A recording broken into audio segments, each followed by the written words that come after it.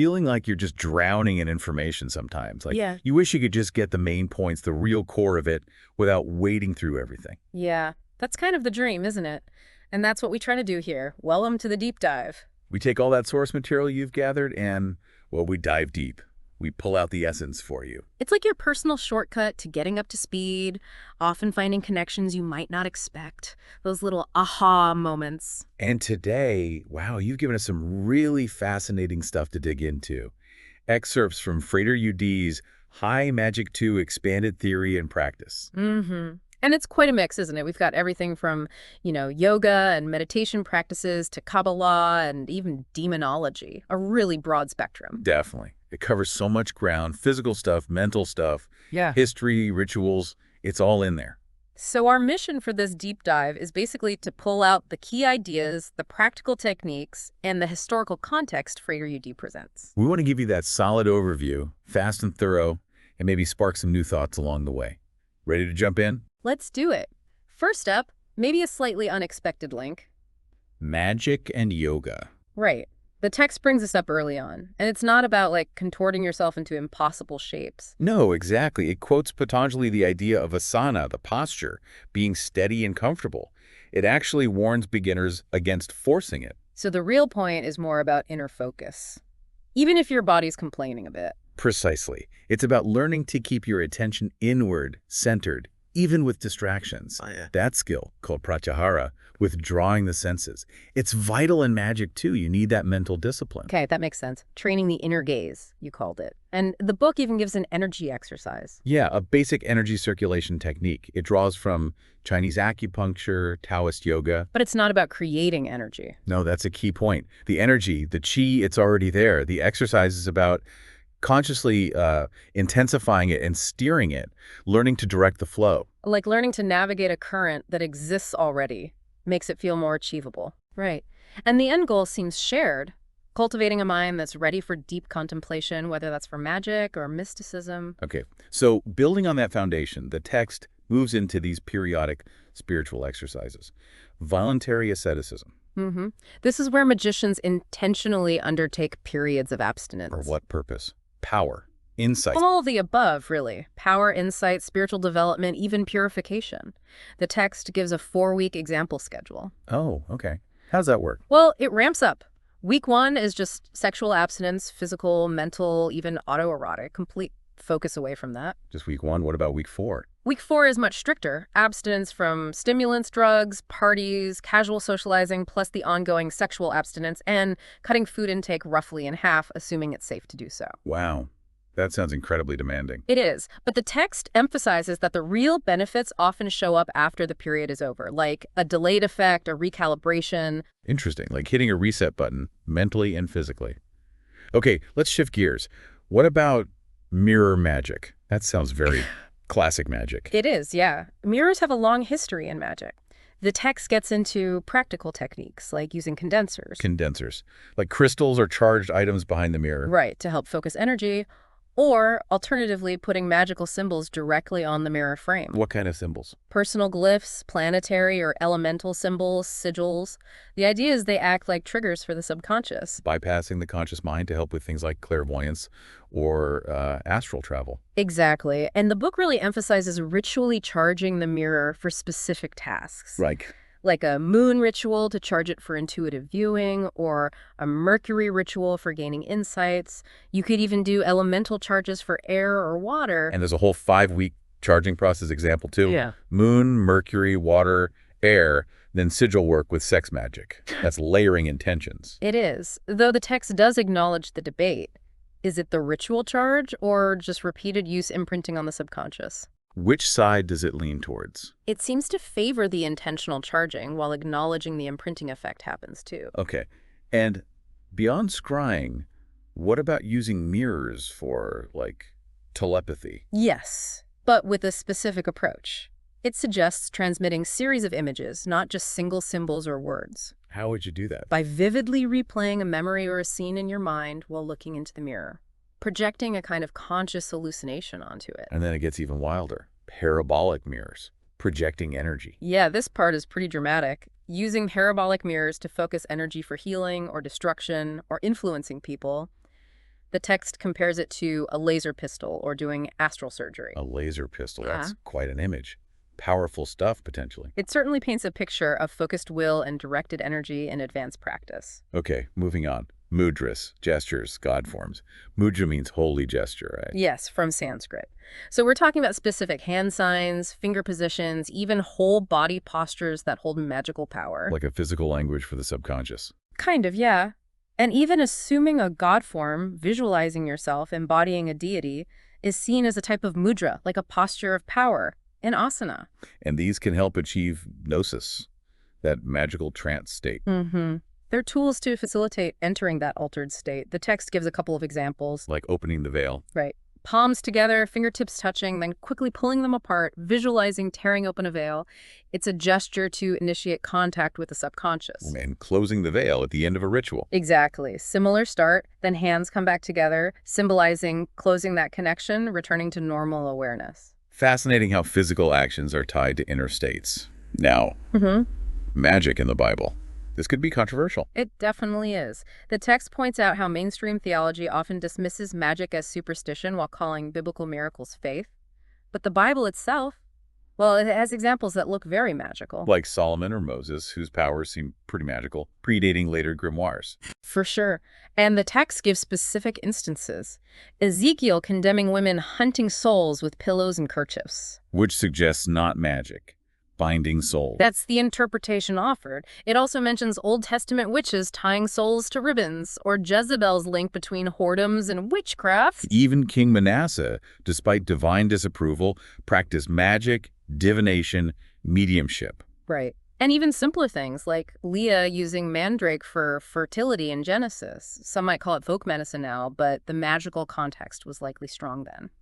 The text also brings up magical trance or gnosis in the Bible, even suggesting Jesus gave recipes for it. That's provocative. It is, and it connects to modern ideas too, like Salima's definition of black magic as acting against true will, or Austin Spare's concept of sigils becoming autonomous. And the idea of magicians being tempters linked to disbelief in Yahweh or Jesus. Yeah. That's a common historical theme. Definitely. But then you look at the New Testament, healings, Philip vanishing and reappearing, the resurrection itself, transubstantiation. Right.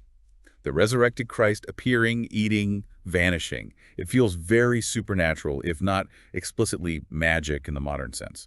In transubstantiation, the book links it to ancient practices of consuming a sacrifice to unite with the God's power, a kind of energy transfer at the Last Supper.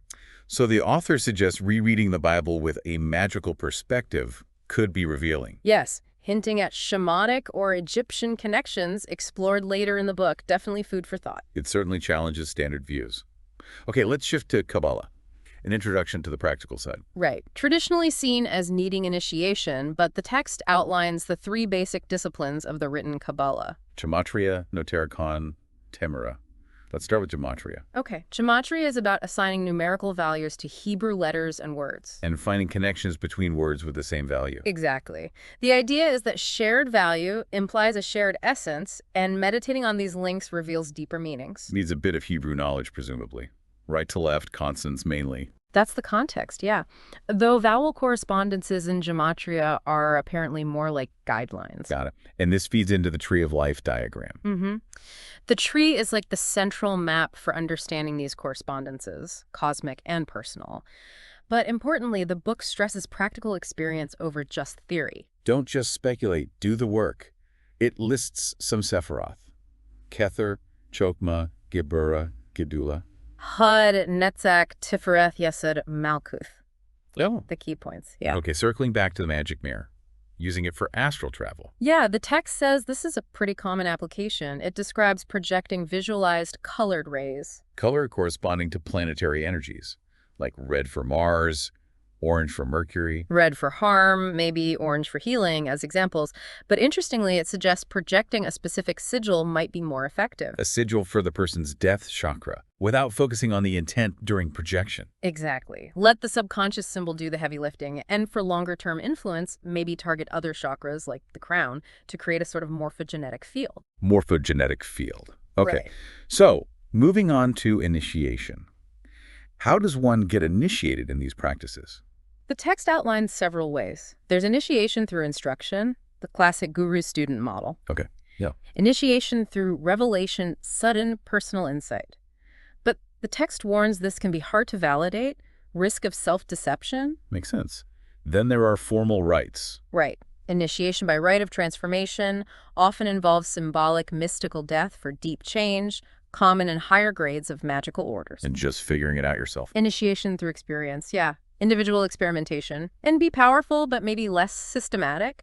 And finally, self-initiation, taking charge yourself. The book also notes some orders might stifle individual initiative. It does suggest that. Ultimately, it says true initiation is judged by the results, the fruits of a practice, not just the ceremony. Fair enough. Okay, what about atavistic magic? Power animals. Atavistic magic is about connecting with ancestral power, including animal consciousness, Right. tapping into older forms of existence. And power animals are key here, like in shamanism, along with plant and mineral energies. Exactly. Power animals are seen as allies providing specific energies, specific traits. Respect is crucial in that relationship. The text gives an example, the Elephant Society. Yeah, a Central African group where members supposedly embody elephant energy, even showing physical signs. It suggests real power can be accessed this way, tangible effects. Wow. Okay, let's look at magical orders now, starting with Freemasonry. Right. Introduced as a long-standing secret society, lots of rumors and speculation around it, though the text doesn't really endorse the wilder claims. It notes it faced persecution sometimes. But stresses the core is the dimension of experience, the feeling of the rituals, hard to grasp from outside. And it influenced other groups, like the Golden Dawn, OTO. Yes, mentioning the rise of irregular Freemasonry and other societies. It also touches briefly on debated origins, Templars, stonemasons. And there's no single authority. Lodges recognize each other differently. Exactly. That lack of central control is key. And some magicians apparently find mainstream masonry not magical enough, more symbolic than practical. The central story is Hiram Abif, the temple builder. Yes, his legend, murder, the search for his body, the talisman is foundational to their symbolism. Along with the square and compass. And as degrees, a structure. Right, a hierarchical degree system. The lodge setup, officers, group work on the symbolic floor cloth or carpet. It contrasts that with more spontaneous circular traditions. Okay. Shifting to folk magic. Candle magic seems straightforward. Relatively, yes. The basic structure involves candle naming, linking the candle to a purpose for healing or harm. You inscribe their name. Yeah, create that magical link. Then you treat the candle based on the goal, like burning it while visualizing healing for eye problems, for instance. And the flame carries the intention. That's the symbol logic. The flame takes the intention to the ether, the causal plane, to manifest the result. Offerings to the flame are part of it, too. Got it. What about knot magic? Knots can bind things together or dissolve ties. So, love spells, attacks, breaking dependencies, causing arguments. Lots of uses. Like the Gordian knot legend, showing the power in knots. Exactly. But the text warns you need careful correspondence. It tells a story where someone mixed up wind and air and aimed for money instead of the real goal. Oops. Details matter. Okay, the next section talks about magic as the ultimate act of gaining access power. Yeah, framing magic as a path of power and influence, bridging the gap between consciousness and the world, subject and object, giving agency. It contrasts conformity with the magician's path, the Luciferian rebellion. Right, but defining Luciferian not as evil worship, but rejecting intermediaries to the divine, creating your own inner gods or principles. Becoming an alien who questions limits, seeks real freedom. That's the idea, and that from this perspective, reconciling contradictions isn't the goal. The magician stands outside convention. Heavy stuff. Okay, now for magic demonology. Definitely controversial. Absolutely. The text acknowledges this contributes hugely to magic's negative image. And points out that dismissal, whether historical or modern pseudo-rationalist, can be a defense mechanism. Yeah. Persecution changes form from burning at the stake to media hype, but it persists. And often this mirrors the demonologist's own internal confrontation with fear and chaos. So demons are seen as a variation of the spirit model. Essentially, yes. Non-physical entities. The text mentions psychological views, like Jung's shadow projections, but also the spiritistic idea of demons as autonomous beings. And both views can be useful for the magician. The author suggests so. The demonologist dares to confront that inner chaos, like Nietzsche's dancing star born from chaos. But there's a warning. Don't lose yourself. And it connects ancestral animal demons back to Austin's bear. Primal magic source. Exactly, linking it to those deep instinctual forces. Okay, let's look at oracles. Dream oracles first. Right. Dream interpretation as divination is ancient, biblical, classical. It mentions Hellenistic sleeping temples for healing dreams. And the author shares a personal story, a dream that came true unexpectedly. Yeah, highlighting how dream dictionaries or purely psychological takes might miss the mark sometimes. It distinguishes unasked prophetic dreams from intentional dream incubation. And notes that prophetic dreams can be hard to interpret initially. Definitely. The meaning isn't always obvious right away. What about folk oracles and omen interpretation? Folk oracles are described as simpler, more direct methods. Like reading molten lead shapes on New Year's. Or ring divination with water for marriage predictions. Those are the examples given, yeah. Linking water to intuition.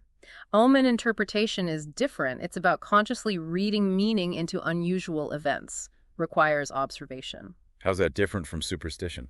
Superstitions are seen as unconscious omens, unexamined beliefs. Omen interpretation is active reading. But again, caution about self-fulfilling prophecies. Right, okay, ancient Egypt and Hellenistic magic. Key concepts. They're the power of words, spells, and Sia knowledge, understanding, linked to Thoth. Those are fundamental. And the text focuses on the steel, Yeah. not just rods or staffs. Mainly the steel, yeah. Stone slabs with inscriptions. Mentions the steel of revealing, important to Crowley.